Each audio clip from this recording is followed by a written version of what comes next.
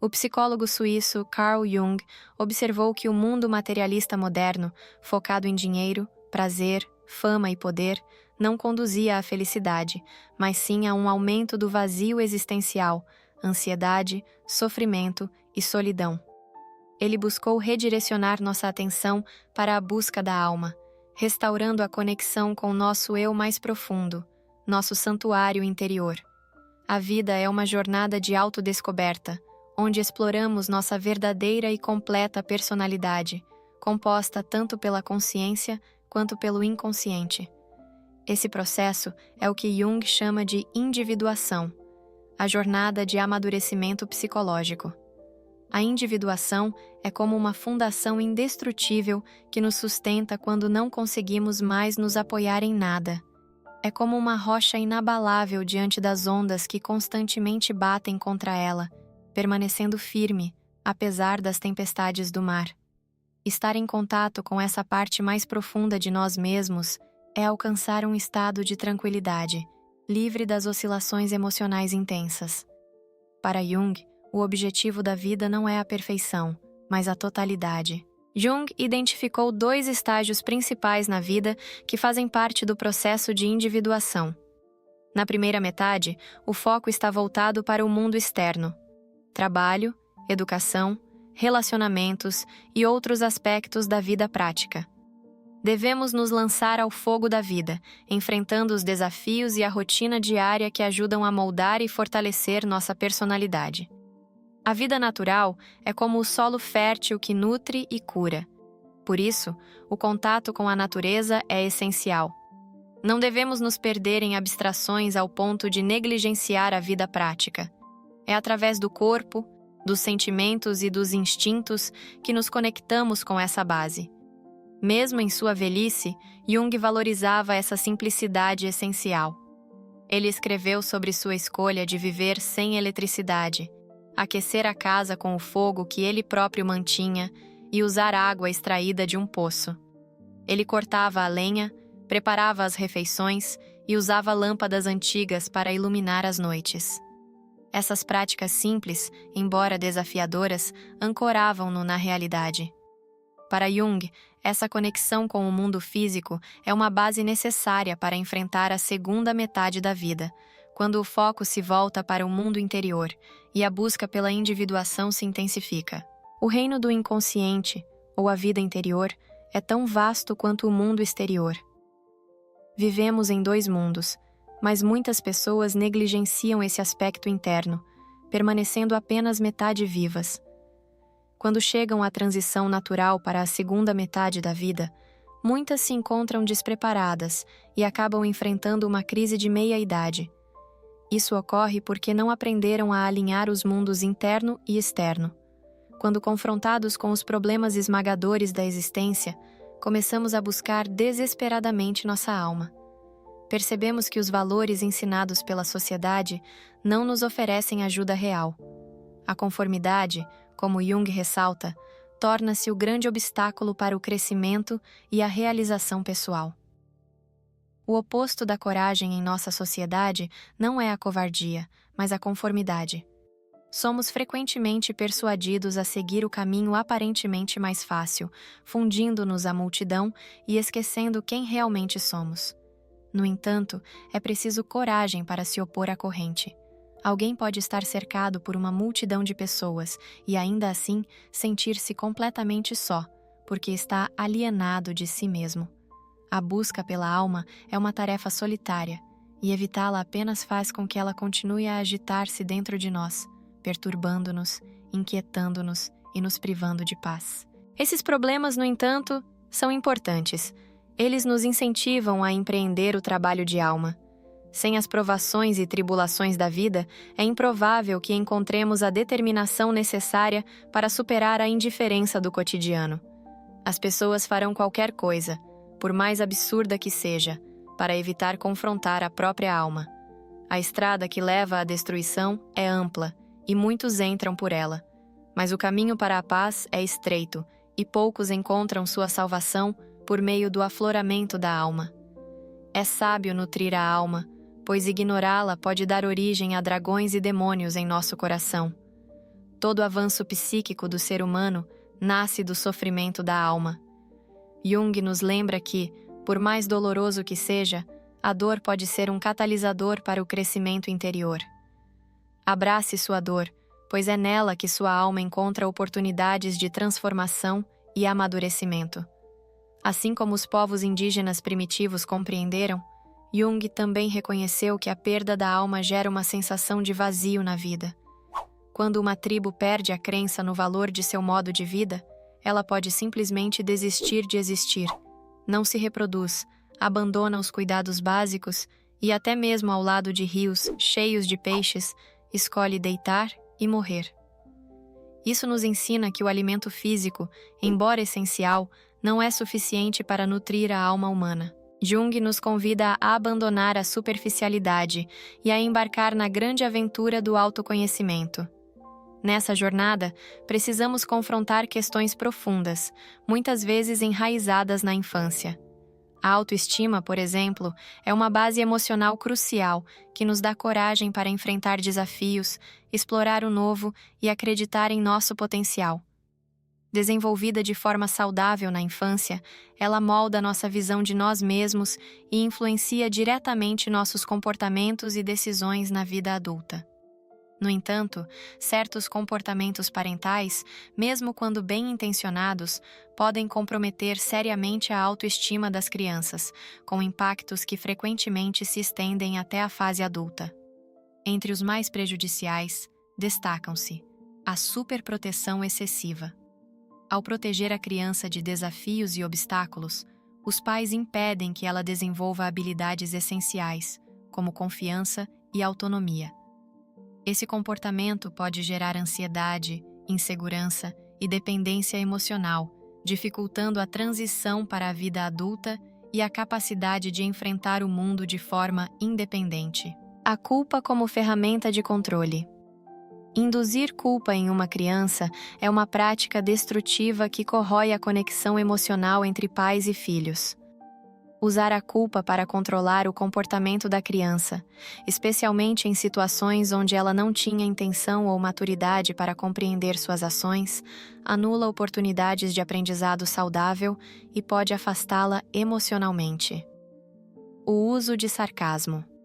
Comentários sarcásticos geram mensagens ambíguas, provocando confusão e humilhação. Para uma criança, ser alvo de sarcasmo é como ser ridicularizada sem entender como reagir, o que prejudica a comunicação e enfraquece sua autoestima. Esse comportamento dificulta o desenvolvimento de uma relação baseada em respeito e compreensão, criando barreiras emocionais duradouras. Essa jornada de autoconhecimento passa pela exploração do mundo interior e do reino inconsciente. Para Jung, essa é a verdadeira viagem da vida. Sem a alma, o corpo está morto, e sem o corpo, a alma não é real. A alma é o lar de nossos valores supremos. Os sonhos, segundo ele, são as palavras orientadoras da alma. Devemos carregá-los no coração e revisá-los na mente, como fazemos com as palavras de alguém que mais amamos. O sonho é uma porta oculta, escondida nos recantos mais profundos e secretos da alma, que se abre para aquela noite cósmica que existia na psique muito antes de qualquer consciência do ego. Além dos sonhos, Jung desenvolveu a técnica da imaginação ativa, na qual dialogamos com diferentes partes de nós mesmos que habitam o inconsciente. Essa prática é semelhante ao sonho, mas acontece enquanto estamos plenamente acordados e conscientes. Jung descobriu essa técnica durante o que chamou de a noite escura da alma, ou sua confrontação com o inconsciente, uma crise existencial de meia-idade em que foi tomado por visões e mergulhou em profundezas desconhecidas. Ele descreveu essa experiência como uma espécie de morte psicológica, na qual decidiu enfrentar o mundo interior e explorar essas profundezas. Alma minha, onde estás? Consegue me ouvir? Estou te chamando, buscando por você.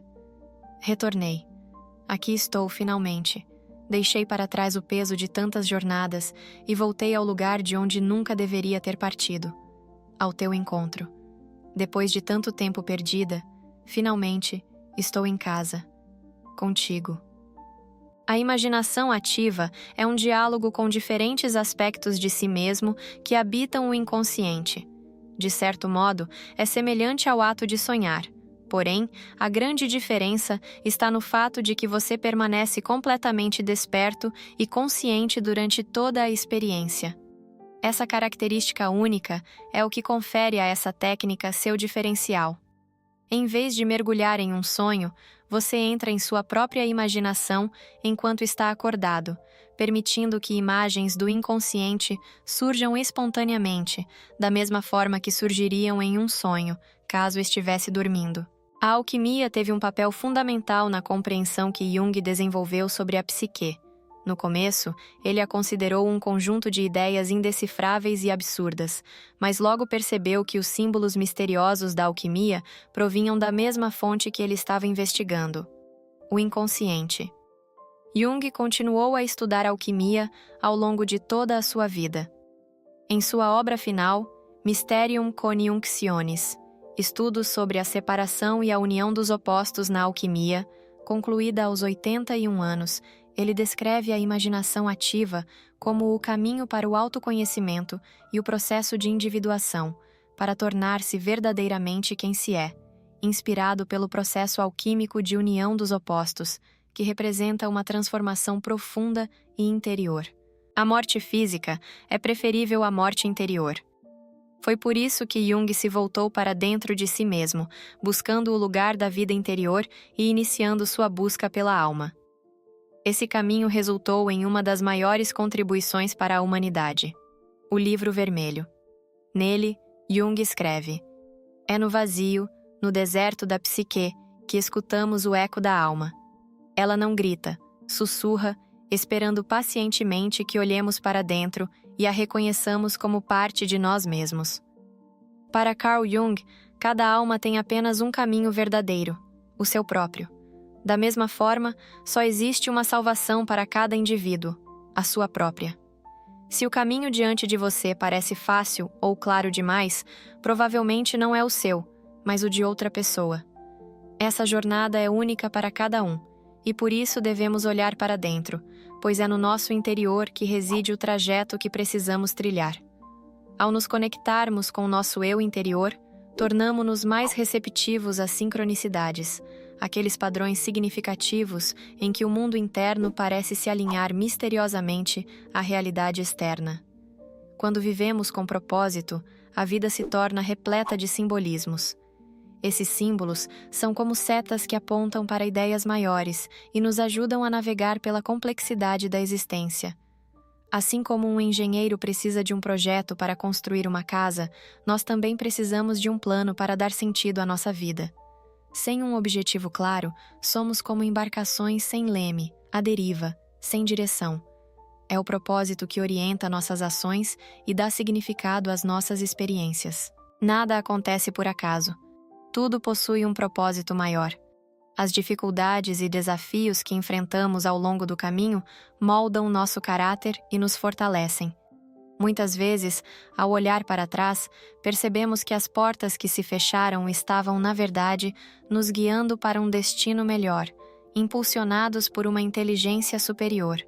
Em vez de nos colocarmos no papel de vítimas das circunstâncias, podemos adotar uma postura de aprendizado e crescimento diante de cada experiência. O primeiro passo em direção à individuação é a integração da sombra. A sombra não é nossa inimiga, mas uma aliada. Dentro dela, há ouro puro, esperando para ser integrado à nossa personalidade. A sombra só se torna sombria quando é ignorada. Precisamos aprender a observar nossos impulsos emocionais e evitar projetar nossos problemas pessoais em outras pessoas inocentes. Somente após confrontarmos a sombra, podemos avançar para as camadas mais profundas da alma, que Jung chamou de ânima, as tendências psicológicas femininas no homem, e ânimos, as tendências psicológicas masculinas na mulher. Os antigos filósofos taoístas nos ensinaram algo essencial. O equilíbrio entre forças opostas é o segredo para a harmonia e o bem-estar. Eles chamaram isso de Yin e Yang. O Yin representa a energia feminina, acolhedora e introspectiva, enquanto o Yang é a energia masculina, dinâmica e expansiva. O símbolo do Yin-Yang, com suas partes que se encaixam perfeitamente e os pequenos círculos em cada lado, nos lembra que nada é completamente Yin ou Yang. Tudo carrega um pouco do oposto dentro de si, mostrando que o universo é feito de dualidades que se complementam e se equilibram. Essas imagens contrassexuais da psique são aspectos fundamentais. Enquanto a integração da sombra é como uma obra inicial de aprendizado, a integração da ânima ou do ânimos é o trabalho-prima.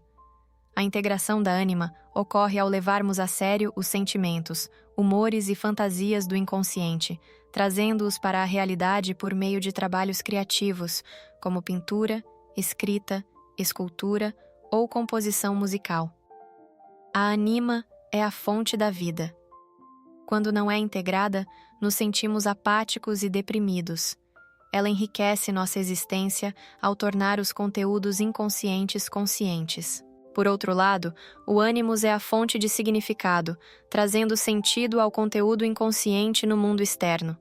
Ele confere à mulher qualidades como iniciativa, coragem, objetividade e sabedoria espiritual, evitando reflexões frias ou convicções destrutivas sobre como a vida deveria ser, que podem isolá-la em um casulo de pensamentos fantasiosos, desconectando-a da realidade. Quanto mais a autodecepção nos arrasta para baixo, como uma areia movediça, mais restringimos nosso próprio potencial. Mas o autoengano não é apenas uma barreira para o crescimento pessoal. Ele divide e também afeta negativamente nossos relacionamentos. Em casos mais graves, pode até nos levar a agir de maneira cruel com outras pessoas. Para entender como a autodecepção pode prejudicar nossas interações com os outros, é importante reconhecer que uma das formas mais comuns de nos enganarmos é manipulando nossas memórias. Tendemos a ser seletivos com o que lembramos, e negar ou distorcer fatos é uma maneira eficaz de reduzir a tensão da dissonância cognitiva. Por exemplo, quando fazemos algo que magoa outra pessoa e sentimos culpa, em vez de confrontar essa sombra interna e pedir desculpas, podemos escolher acreditar que o evento nunca aconteceu. Essa negação nos poupa do desconforto imediato, mas prejudica nossas relações e impede a cura emocional, causando o desequilíbrio. Como Nietzsche colocou, nosso orgulho não quer que admitamos a verdade. Ele prefere falsificar memórias do que deixar que nos tornamos reféns de nossas próprias ações. Nietzsche. Aceitar uma experiência, no entanto, não significa concordar com ela. Significa nos permitir sentir, aprender e compreender sem resistência. Precisamos reconhecer o impacto de cada situação, o que ela trouxe de positivo ou prejudicial, e nos conscientizar das consequências que nossas escolhas e pensamentos geram. Tudo o que fazemos ou deixamos de fazer, até mesmo o que sentimos e pensamos, carrega um efeito. Todos carregamos crenças que nos limitam e impedem de sermos autênticos.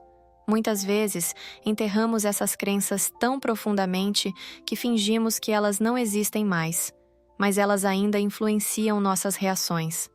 Aceitar verdadeiramente o que nos aconteceu é muito diferente de apenas aceitar superficialmente.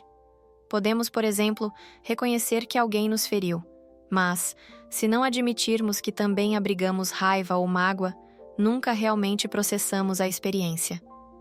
A integração da imagem da alma nos guia ao encontro da figura mais fundamental, o Self. A totalidade só pode ser alcançada pela união dos opostos, onde nossas partes claras e sombrias se unem. O processo de individuação de Jung é análogo à grande obra dos alquimistas, na qual a pedra filosofal simboliza o Self, encontrado dentro de si mesmo. Para Jung, a alquimia era uma tarefa psicológica, uma arte de expansão e transformação do ser interior. A autoconsciência e a realização do Self surgem quando, ao perdermos nosso rumo ou não sabermos o que fazer com a vida, nos rendemos à sabedoria superior do Self, nosso constante companheiro interior ao longo da existência. Jung não se via como um curador, mas como alguém capaz de orientar o indivíduo a encontrar sua própria cura. Para ele, a solução deve surgir naturalmente da pessoa ferida. Essa busca pelo self permite desenvolver empatia, compreensão mútua e o desejo de se tornar um aliado na jornada de maturação psicológica dos outros. Dessa forma, melhoramos nosso relacionamento conosco mesmos, com os outros e com a natureza. A vida não é um problema a ser resolvido, mas um mistério a ser vivido. Não precisamos de conhecimentos esotéricos para nos conectar com o self. Qualquer pessoa pode dedicar tempo para olhar para dentro, refletir sobre o significado da vida e valorizar atividades, interesses e valores que tragam alegria e realização pessoal. Como Jung disse, quem olha para fora, sonha. Quem olha para dentro, desperta.